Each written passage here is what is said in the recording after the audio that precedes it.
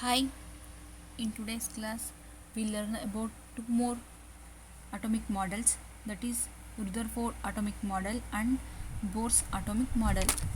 In the last class we learned about two atomic models, that is Dalton's atomic model and J.J. Thomson's atomic model. That J.J. Thomson atomic model is also called as a plum pudding model. Now we learn about Rutherford atomic model. The plum pudding model is given by J.J. Thomson failed to explain certain experimental results associated with the atomic structure of elements. That is, in J.J. Thomson atomic model does not explain the concept of nucleus. In his atomic model, there is no concept of nucleus, and there is no experimental evidence for his atomic model.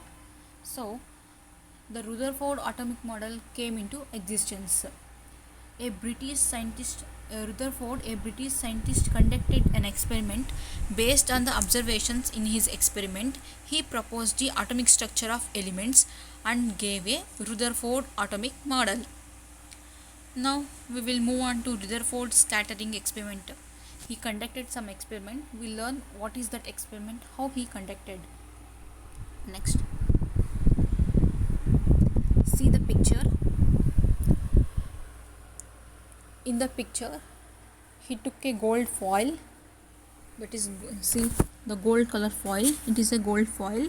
It is about thickness 0.004 millimeters and is about 1000 atoms thick. And he took a fluorescent screen, that blue color screen. It is a fluorescent screen. He made alpha particles, that is fast moving alpha particles, hits the gold foil. He expected that this alpha particle must pass through the gold foil with little deflections and hits the fluorescent screen. But what he get results is unexpected. Next, we'll learn the results. Now we'll read this one. That is, Rutherford selected a gold foil, and as he wanted a very thin layer, the gold foil used by Rutherford was 0.004 millimeters on thickness. That is, the foil was about 1000 atoms thick. In his experiment, fast moving particles, that is alpha particles, were made to fall on the thin gold foil. The alpha particles are helium ions with a +2 charge. Their atomic mass is 4U. Hence, a high velocity beam of alpha particles has lot of energy. These particles were studied by means of flash of light they produced on striking a zinc sulfide screen. The alpha particles are much heavier than the subatomic particles present in the gold atoms. Hence, he expected the alpha particles to pass through the gold foil with little deflection and strike the fluorescent screen. But the result was unexpected. Results of alpha particle scattering experiment. Based on the results of alpha particle scattering experiment, Rutherford put forth his atomic model. First one is, the atom contains a positively charged center called the nucleus of atom. Almost all the mass of the atom is concentrated at the nucleus. He said that the center is positively charged and the mass of the atom is concentrated at the nucleus. The electrons of the atom revolve around the nucleus in a fixed circular orbits. See the picture. In this picture, we can learn center is positively charged, that is nucleus, and the electrons, that is negatively charged particles, are moving in a certain fixed orbit. That means each electron has its own path.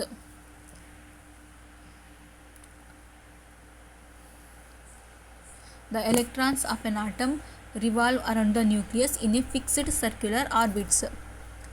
The size of the nucleus is many times smaller than the size of the atom. The nucleus of an atom is 10,000 times of smaller than the atom. Next, drawbacks of Rutherford model. It does not explain the line spectrum of atom.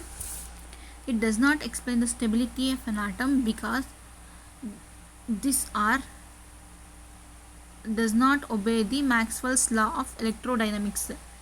The Rutherford's model of atom does not say anything about the arrangement of electrons in the atom. There are 3 drawbacks in this model. First one, it does not explain the spectra of atom. It does not explain the stability of an atom because this model does not obey the Maxwell law of electrodynamics. Third point is, the Rutherford's model of an atom does not say anything about the arrangement of electrons in the atom. Next, Bohr's model of an atom. Because of Rutherford's drawback, because of Rutherford atomic model drawbacks, Bohr's model of an atom came into existence. Bohr's model of an atom was proposed by Niels Bohr in 1915.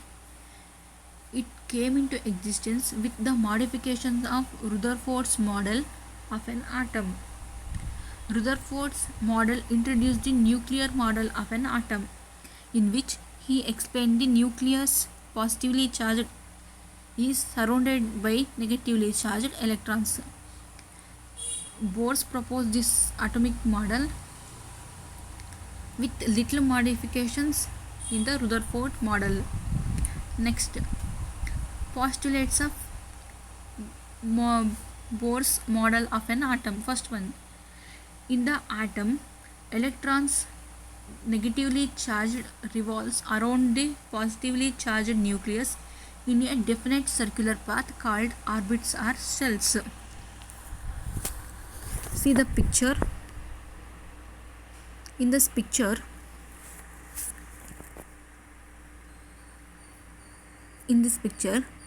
the electrons are revolving around the nucleus, that the nucleus is positively charged in a definite circular path. We call these orbits or circular orbits are known as orbital shells.